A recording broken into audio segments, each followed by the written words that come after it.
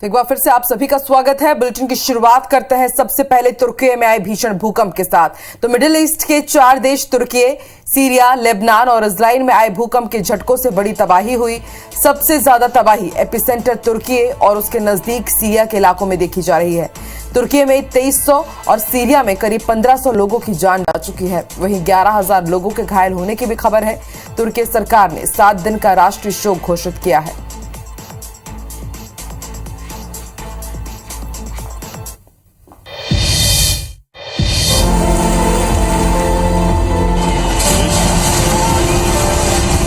तबाही का ये खौफनाक मंजर मिडिल ईस्ट के देश तुर्की यानी तुर्की का है। तुर्की, सीरिया, लेबनान और इजराइल सोमवार सुबह आए भूकंप से सिहर उठे। सबसे ज्यादा तबाही एपिसेंटर तुर्की और उसके नजदीक सीरिया के इलाकों में देखी गई। तुर्की और सीरिया में मरने वालों की संख्या लगातार बढ़ रही है। लेबनान और इजराइल में भी झटके महसूस किए गए। भूकंप का एपिसेंटर तुर्की का गाजियाटेप शहर था। ये सीरिया बॉर्डर से 90 किलोमीटर दूर है, इसलिए इसके आसपास के इलाकों में ज्यादा तबाही हुई। इसका असर भी दिख रहा है। अंकारा, गाजियाटेप, कहरामनमारस, डियरबकर, माल्टा, नूरदगी समेत 10 शहरों में भारी तबाही हुई। यहाँ 1710 से ज्यादा बिल्डिंग गिरने की खबर है। कई लोग अब भी मलबे के नीचे दबे हैं और बचाने के लिए चीख पुकार कर रहे हैं। लोगों को बचाने के लिए रेस्क्यू ऑपरेशन जारी है। कई इलाकों में इमरजेंसी लागू कर दी गई है। तुर्की के 10 शहरों में सभी स्कूल कॉलेज 1 हफ्ते बंद रहेंगे। फिलहाल 200 फ्लाइट्स रद्द कर दी गई हैं। भीषण आपदा के समय भारत प्रभावित देशों के साथ खड़ा है। पीएम नरेंद्र मोदी ने तुर्की में आए भूकंप में जान गंवाने वालों को श्रद्धांजलि दी है। वहीं भारत सरकार मदद के लिए राहत सामग्री के साथ एनडीआरएफ और मेडिकल टीमों और बचाव दलों को तुर्की भेज रही है। इजराइल, अजरबैजान, रोमानिया, नीदरलैंड्स भी रेस्क्यू के लिए टीम भेज रहे हैं। अमेरिका, ब्रिटेन, फ्रांस और चीन भी मदद भेजने के लिए तैयार है। Bureau report, IBC 24। तो तुर्की में भीषण तबाही है और 100 साल बाद इतना भयानक भूकंप आया है। हालांकि इससे पहले 25 सालों के दौरान तुर्की में 5 बड़े भूकंप आ चुके हैं। अगस्त साल 1999 में पश्चिमी तुर्की में इजामत शहर में 7.4 की तीव्रता का भूकंप आया था, जिसमें 17,000 लोग मारे गए थे। वहीं मार्च साल 2010 में पूर्वी तुर्की में 6 की तीव्रता वाले भूकंप ने 51 लोगों की जान ले ली थी। अक्टूबर 2011 में पूर्वी तुर्की में 7.2 की तीव्रता वाले भूकंप से 138 लोगों की मौत हुई थी और 350 लोग घायल हुए थे। 3 साल पहले जनवरी साल 2020 में पूर्वी तुर्की में 6.7 की तीव्रता वाले भूकंप में 22 लोग मारे गए थे और सैकड़ों लोग तब भी घायल हुए थे। इसी साल यानी कि अक्टूबर में ग्रीक आइलैंड समोस में 7 की तीव्रता वाले भूकंप ने तुर्की में 24 लोगों की जान ले ली थी। हर साल दुनिया में कई भूकंप आते हैं, लेकिन इनकी तीव्रता कम होती है। नेशनल अर्थक्वेक इंफॉर्मेशन सेंटर हर साल करीब 20,000 भूकंप रिकॉर्ड करता है। इनमें से 100 भूकंप ऐसे होते हैं जिनसे ज्यादा नुकसान होता है। ये कुछ सेकंड तक रहता है। अब तक के इतिहास में सबसे ज्यादा देर तक रहने वाला भूकंप साल 2004 में हिंद महासागर में आया था। ये भूकंप 10 मिनट तक रहा था। तो भारत ने भी तुर्की और सीरिया में जो भूकंप के बाद भीषण तबाही आई है, उसमें मदद का हाथ बढ़ाया है। एनडीआरएफ की टीमों को रवाना किया जा रहा है और अब तक जो डेथ टोल है वो 3000 से ज्यादा हो चुका है तुर्की, सीरिया में। और बताया जा रहा है कि हजारों लोग घायल हैं। बुरी तरह से क्षतिग्रस्त हुआ है पूरा सीरिया, पूरा तुर्की। मिडिल ईस्ट के 4 देशों में भूकंप से भारी तबाही का मंजर है। जहां तक नजरें जा रही है, हर जगह इमारतें ढही हुई हैं, लोग परेशान हैं, हलाकान हैं, हाहाकार मची हुई है। भूकंप का एपिसेंटर तुर्की का गाजियाटेप शहर रहा और यही शहर सबसे ज्यादा प्रभावित हुआ है। तुर्की में करीब 2300 रुपए, तो वहीं सीरिया में करीब 1500 लोगों की मौत हुई है। आपको बता दें, 100 साल बाद इतना खतरनाक भूकंप तुर्की में आया है। और ग्राफिक्स के जरिए हम आपको पूरी जानकारी भी दे रहे हैं कि तुर्की में कब कब भूकंप आया और कितना तबाही भरा रहा ये भूकंप। लेकिन इस बार का भूकंप पिछले तमाम भूकंपों को पीछे पछाड़ता हुआ बेहद खतरनाक रहा, बेहद तबाही वाला रहा। और आप इन तस्वीरों को देखिए आप जरा, कितनी हृदय विदारक ये तस्वीरें हैं, दिल को झकझोर देने वाली तस्वीरें। कई मासूमों के सर से उनके परिजनों का साया छिन गया।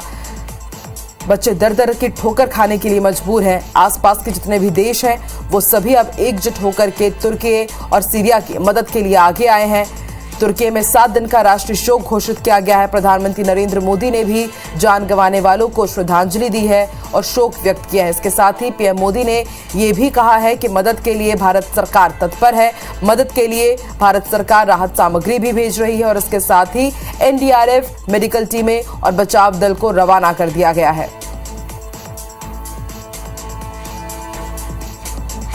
आपको बता दें, करीब 4:15 बजे करीब कल सुबह ये भूकंप आया था और उसके ठीक 11 मिनट बाद भूकंप के दोबारा झटके महसूस किए गए और जब सब लोग कुछ समझ पाते उससे पहले ही भूकंप की भीषण तबाही में वो समा चुके थे। तस्वीरें हम आपको दिखा रहे हैं। ये तस्वीरें हैं जो भारत सरकार की तरफ से एनडीआरएफ, मेडिकल टीमें और बचाव दल को रवाना किया गया। तो इस वक्त पूरी दुनिया बात कर रही है तुर्की की और सीरिया की। भूकंप के झटकों से दहल उठा है तुर्की और सीरिया। तुर्की में 7 दिन का राष्ट्रीय शोक घोषित किया गया है। 7.8 तीव्रता रही रिक्टर स्केल पर इस भूकंप की और इससे आप अंदाजा लगा सकते हैं कि भूकंप कितना भीषण रहा होगा, कितना खतरनाक रहा होगा। और जो मरने वालों का आंकड़ा है वो 3000 के पार पहुंच गया है और माना जा रहा है कि मृतकों का आंकड़ा और भी बढ़ सकता है।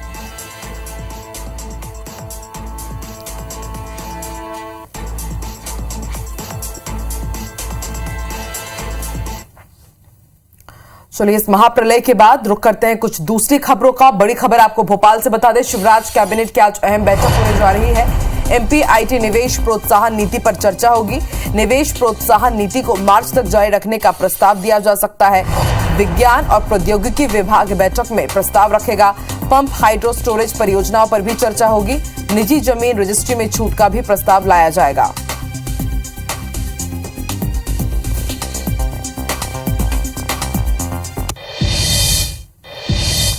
साल के अंत में विधानसभा चुनाव होने वाले हैं और इससे पहले छत्तीसगढ़ बीजेपी में बैठकों का दौर जारी है। आज 7 मोर्चा के संयुक्त प्रदेश कार्य समिति की बैठक होगी जिसमें आगामी 3 महीने की कार्य योजना पर चर्चा होगी। साथ ही प्रदेश सरकार को घेरने की रणनीति भी तैयार की जाएगी। बैठक के शुभारंभ सत्र में बीजेपी प्रदेश प्रभारी ओम माथुर शामिल होंगे। वहीं समापन सत्र में पूर्व सीएम रमन सिंह शामिल होंगे।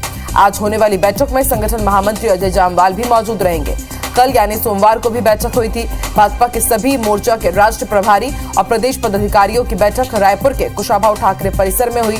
बीजेपी के प्रदेश प्रभारी ओम माथुर, सह प्रभारी नितिन नवीन, क्षेत्रीय संगठन महामंत्री अजय जामवाल बैठक में मौजूद थे। इस बैठक में मोर्चा को और धारदार बनाने और अगले 3 महीने के कार्यक्रमों को लेकर चर्चा की गई।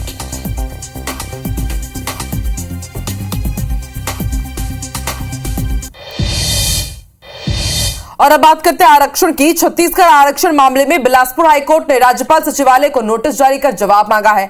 हाईकोर्ट ने नोटिस कर 2 हफ्ते में जवाब तलब किया है। राज्य शासन की ओर से हाईकोर्ट में याचिका लगाई गई है। सरकार की ओर से वकील कपिल सिब्बल और सतीश चंद्र वर्मा ने मामले की पैरवी की। कपिल सिब्बल ने तर्क दिया कि विधानसभा में विधेयक पारित होने के बाद राज्यपाल सिर्फ सहमति या असहमति दे सकती है, लेकिन बिना किसी वजह के बिल को इस तरह लंबे समय तक रोका नहीं जा सकता। राज्यपाल अपने संवैधानिक अधिकारों का दुरुपयोग कर रही है। इधर कोर्ट के नोटिस पर राज्यपाल अनुसुईया उइके ने बयान देने से इनकार कर दिया है। केवल उन्होंने इतना ही कहा कि इस मामले में मुझे नहीं पता। वहीं मंत्री चौबे ने कहा है कि हमें खुशी है कि आरक्षण विधेयक पर हाईकोर्ट ने संज्ञान लिया है। राज्यपाल हस्ताक्षर करे, नहीं तो हमें हाईकोर्ट से ही उम्मीद है। विपक्ष की ओर से पूर्व मुख्यमंत्री रमन सिंह ने कहा कि आरक्षण बिल हाईकोर्ट के फैसले के आधार पर ही रुका हुआ है। जब 56% आरक्षण को निरस्त कर दिया गया तो फिर 82% आरक्षण कैसे एक्सेप्ट होगा। कोर्ट ने तो केवल नोटिस इश्यू किया है। यही हमने कहा कि आर्टिकल 200 के तहत उनको या तो अनुमति देनी चाहिए या इनकार करना चाहिए या राष्ट्रपति जी को रेफर करना चाहिए, यही हमने कहा है। उसके अंतर्गत कोर्ट ने नोटिस दिया। हाईकोर्ट से नोटिस जारी हुआ उसके आज बहुत ये जान करके हमें खुशी भी हुई है कि माननीय उच्च न्यायालय ने इस पूरे मसले को संज्ञान में लिया है। राजभवन को स्पष्ट नोटिस जारी किया है और 17 तारीख तक, आगामी 17 फरवरी तक जवाब देने के लिए निर्देशित किया है। हाई कोर्ट के फैसले के आधार पे तो रुका हुआ है। हाई कोर्ट ने 56% को रोक दिया। जब 56% को रोक दिया तो फिर 82% कैसे वैलिड होगा? फिर जवाब दे देंगे उसको।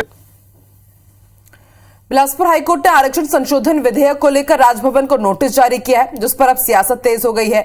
प्रदेश के मुखिया भूपेश बघेल ने इस मुद्दे पर दिए रमन सिंह के बयान पर पलटवार किया है। उन्होंने लगातार 4 ट्वीट कर हमला बोला। सीएम ने लिखा कि 56 क्या है। सीएम ने लिखा, पूर्व में आरक्षण 58% था, ना कि 56%। अभी 76% आरक्षण प्रस्तावित है, ना कि 82%। सीएम ने दूसरे ट्वीट में लिखा कि जब विधानसभा ने आरक्षण विधेयक सर्वसम्मति से पारित किया, तब क्या विधानसभा में 76% आरक्षण विधेयक को मंजूरी देते हुए समय रमन सिंह को ये जानकारी नहीं थी? पहले 56% आरक्षण प्रावधान निरस्त किया गया था, तब 76% आरक्षण कैसे संभव होगा? अगर ये संभव नहीं था तो विधानसभा में विधेयक के विरोध में मत क्यों नहीं दिया गया?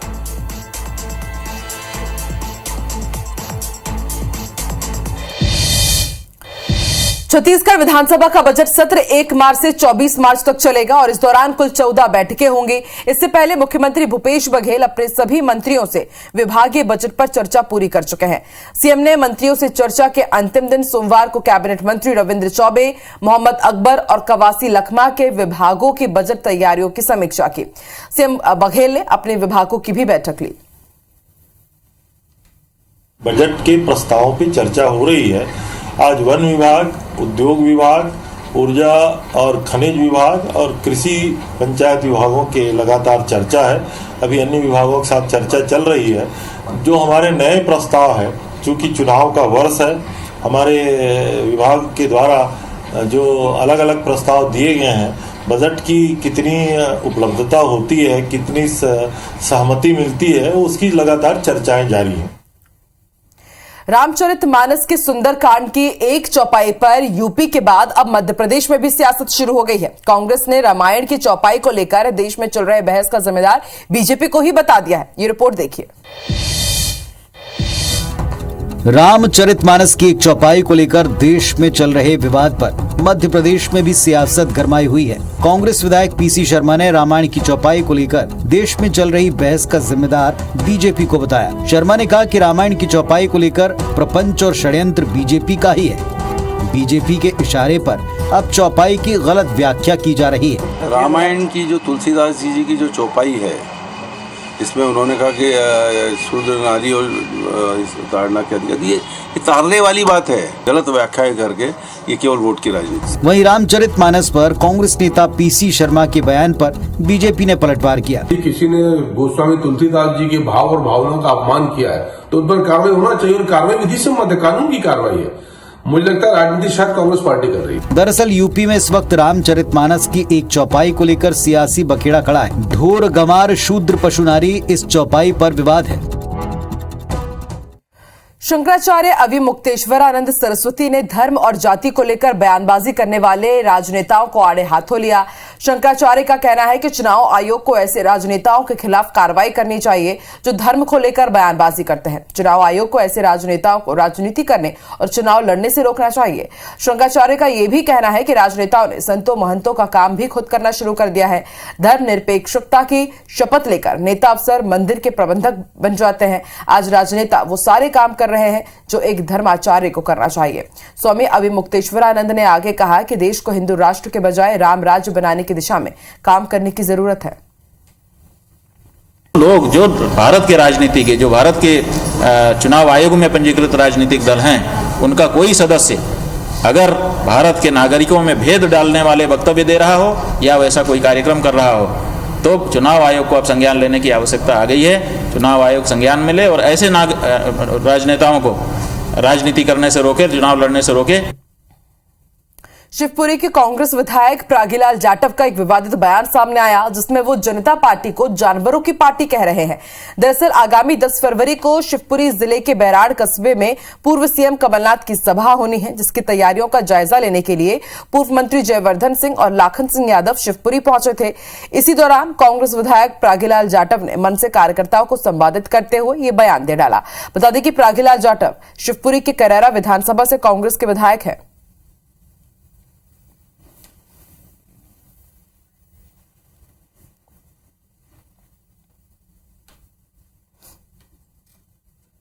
तो कांग्रेस विधायक प्रागीलाल जाटव का एक बयान इन दिनों सुर्खियों में है। राजनीतिक दल को उन्होंने जानवरों की पार्टी करार दे दिया भरे मन से। ऑनलाइन सट्टा महादेव ऐप के खिलाफ दुर्ग पुलिस की सर्जिकल स्ट्राइक लगातार जारी है और इसी कड़ी में पुलिस ने ग्रेटर नोएडा से संचालित महादेव ऐप की 19वीं ब्रांच को ध्वस्त कर दिया है। पुलिस ने मौके से 9 आरोपियों को भी गिरफ्तार किया और उनके पास से 3 लैपटॉप, 15 मोबाइल जब्त किए गए। पकड़े गए आरोपियों में 7 भिलाई, 1 भाटापारा और 1 बिलासपुर का रहने वाला है। बताया यह भी जा रहा है कि आरोपी लॉयन बुक 15 के नाम से 5 पैनल संचालित कर रहे थे। एलिस्टोनिया अपार्टमेंट ग्रेटर नोएडा में 9वीं मंजिल पर एक किराए का घर लेकर ब्रांच संचालित की जा रही थी, जहां दबिश देकर पुलिस ने छापेमार कार्रवाई की। सोनू द्वारा देश में अलग अलग जगह 5 ब्रांचेज और चलाए जा रहे हैं और 9 युवकों को नौकरी का झांसा देके उनको जो है इसमें भर्ती किया जा रहा है। दुर्ग पुलिस लगातार युवकों से अपील करती है कि अपना पैसगारी कमाई इस सट्टा में ना लगाए और किसी भी हाल में महादेव ऐप में नौकरी के लिए ना जाएं, अन्यथा उनके खिलाफ क्रिमिनल रिकॉर्ड तैयार हो जाएंगे। नए एक्ट लागू होने के बाद इनके खिलाफ जो चलाने वाले लोग हैं उनके खिलाफ भी प्रभावी कार्रवाई और बढ़ सकती है। ऑनलाइन सट्टा ऐप महादेव बुक का सरगना सौरभ चंद्राकर अब शादी रचाने जा रहा है। जानकारी ये भी आ रही है कि शादी मलेशिया में होने वाली है। वहीं शादी में शिरकत करने वाले मेहमानों को लाखों रुपए के रिटर्न गिफ्ट लेने के लिए कूपन भी दिए गए हैं। दुर्ग से दुबई में बैठकर देश भर में अवैध सट्टे का कारोबार करने वाले सरगना की शादी में दुर्ग जिले से भी करीब 300 लोगों के जाने की संभावना है। इसलिए पुलिस सभी आने जाने वाले लोगों पर गुपचुप तरीके से नजरें जमा रखी है। सूत्रों के हवाले से पता चला है कि सौरभ की शादी 13 फरवरी को है। शादी के कार्ड भी सामने आए हैं। रिंग सेरेमनी पर अपनी प्रेमिका के लिए सौरभ ने करोड़ों रुपए की हीरे की अंगूठी बनवाई है। काफी लोग 420 में नामजद आरोपी हैं। जो नामजद आरोपी हैं उनको पुलिस लगातार ढूंढ रही है। जो लोग बाहर जा रहे हैं उन पे निश्चित रूप से स्क्रीनिंग किया जाएगा। निश्चित रूप से जब से पुलिस ने कार्रवाई शुरू की है, महादेव ऐप में खेलने वालों की, खिलवाने वालों की और काम करने वालों की, तीनों में बहुत तेजी से कमी आई। साथ की बड़ी बात में फिलहाल इतना ही। आगे देखिए छत्तीसगढ़ी भाषा का नंबर 1 बुलेटिन हमर बानी हमर गोट श्रवण तंबोली के साथ। मुझे दीजिए इजाजत। नमस्कार।